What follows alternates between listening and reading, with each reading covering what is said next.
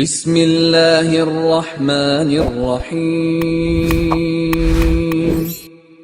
السلام علیکم ورحمۃ اللہ وبرکاتہ۔ الحمد للہ وکفی وسلام علی عبادہ الذین اصطفی، اما بعد۔ حاضرین و ناظرین، یہ درس حدیث نمبر 546 ہے اور آج کا عنوان ہے آخرت کی فکر حقیقی کامیابی کا راستہ۔ روایت سماعت کیجیے، ترجمے کے بعد تشریح کی جائے گی۔ بسم اللہ الرحمن الرحیم۔ عن انس رضی اللہ عنہ ان النبی صلی اللہ علیہ وسلم قال من كانت نیته طلب الآخرة جعل الله غناه في قلبه وجمع له شمله وآتته الدنيا وهي راغمة ومن كانت نيته طلب الدنيا جعل الله الفقر بين عينيه وشتت عليه أمره ولا يأتيه منها إلا ما كتب له، رواہ الترمذی۔ ترجمہ یوں ہے، حضرت انس رضی اللہ عنہ سے روایت ہے کہ رسول رحمت صلی اللہ علیہ وسلم نے ارشاد فرمایا، جس شخص کی نیت آخرت کو پانا ہو تو اللہ تعالیٰ اس کے دل میں بے نیازی پیدا فرما دیتا ہے، اس کی معاملات کو درست فرما دیتا ہے اور دنیا ذلیل ہو کر اس کے پاس آ جاتی ہے۔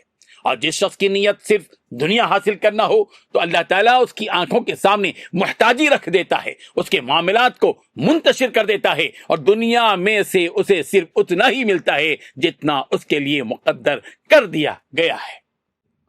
حاضرین و ناظرین، اس حدیث میں رسول رحمت صلی اللہ علیہ وسلم نے انسان کی نیت اور اس کے نتائج کے درمیان گہرے تعلق کو نہایت جامع انداز میں بیان فرمایا ہے۔ دین اسلام میں اعمال کی بنیاد نیت پر ہے، انما الاعمال بالنیات۔ اگر کسی شخص کی سب سے بڑی فکر اللہ تعالیٰ کی رضا، اللہ تعالیٰ کی خوشنودی پانا ہو، آخرت کی کامیابی پانا ہو تو اللہ تعالیٰ اس کے لیے دنیا اور آخرت کی بھلائیوں کے دروازے کھول دیتا ہے۔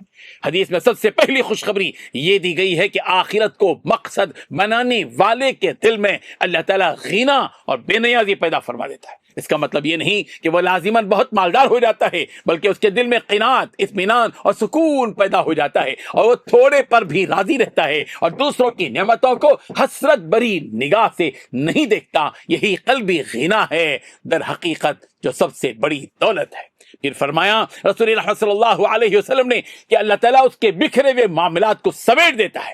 ایسے شخص کی زندگی میں برکت پیدا ہو جاتی ہے، اس کے کاموں میں نظم و ضبط آ جاتا ہے اور اللہ تعالیٰ اس کے لیے آسانیاں پیدا فرما دیتا ہے۔ اس کے برعکس جو شخص صرف دنیا کے پیچھے بھاگتا ہے، اس کے دل میں کبھی اطمینان پیدا نہیں ہوتا، خواہ اسے کتنی ہی دولت مل جائے، اسے مزید کی خواہش لگی رہتی ہے اور وہ خود کو ہمیشہ محروم محسوس کرتا ہے۔ حدیث میں یہ بھی بیان کیا گیا کہ دنیا آخرت کے طلبگار کے پاس، یہ دنیا آخرت کے طلبگار کے پاس، یعنی جس کو آخرت مطلوب ہو، مقصود ہو، تو یہ دنیا ذلیل ہو کر اس کے پاس آتی ہے۔ اس کا مطلب یہ ہے کہ جو شخص اللہ تعالیٰ کی رضا کو مقدم رکھتا ہے، اللہ تعالیٰ اس کے لیے دنیاوی اسباب بھی پیدا فرما دیتا ہے۔ اس کے برعکس جو شخص دنیا ہی کو اپنی زندگی کا سب سے بڑا مقصد بنا لیتا ہے، اس کے دل میں فقر اور محتاجی کا احساس ہمیشہ موجود رہتا ہے، وہ دولت کے باوجود پریشان رہتا ہے، اس کے معاملات منتشر رہتے ہیں، وہ سکون قلب کی نعمت سے محروم ہو جاتا ہے، اسے دنیا میں بھی وہی ملتا ہے جو اللہ تبارک و تعالیٰ نے اس کے مقدر میں لکھ دیا ہے۔ اس لیے دنیا کے لیے اپنی آخرت کو قربان کرنا سراسر نقصان اور خسارے کا سودا ہے۔ مسلمان دنیاوی ذمہ داریوں سے غافل نہیں ہوتا، لیکن اس کی منزل آخرت ہوتی ہے، اور جب آخرت مقصد بن جائے تو دنیا بھی سنور جاتی ہے، لیکن جب دنیا مقصد بن جائے گی تو نہ دنیا پوری ملتی ہے اور نہ ہی آخرت باقی رہتی ہے۔ آج کے دور میں جبکہ مادہ پرستی، دولت کی دوڑ اور دنیاوی کامیابی کو زندگی کا سب سے بڑا معیار سمجھ لیا گیا ہے، یہ حدیث ہمیں یاد دلاتی ہے کہ حقیقی کامیابی اللہ تعالیٰ کی رضا و خوشنودی، قلبی سکون اور آخرت کی فلاح و کامیابی میں ہے۔ جس شخص نے اپنی نیت کو درست کر لیا اور آخرت کو اپنا نصب العین بنا لیا، وہی در حقیقت کامیاب اور خوش نصیب ہے۔ اللہ تعالیٰ ہمیں اپنی نیتوں کو خالص کرنے، آخرت کی فکر اپنانے کی توفیق عطا فرمائے، آمین۔ وآخر دعوانا ان الحمد للہ رب العالمین۔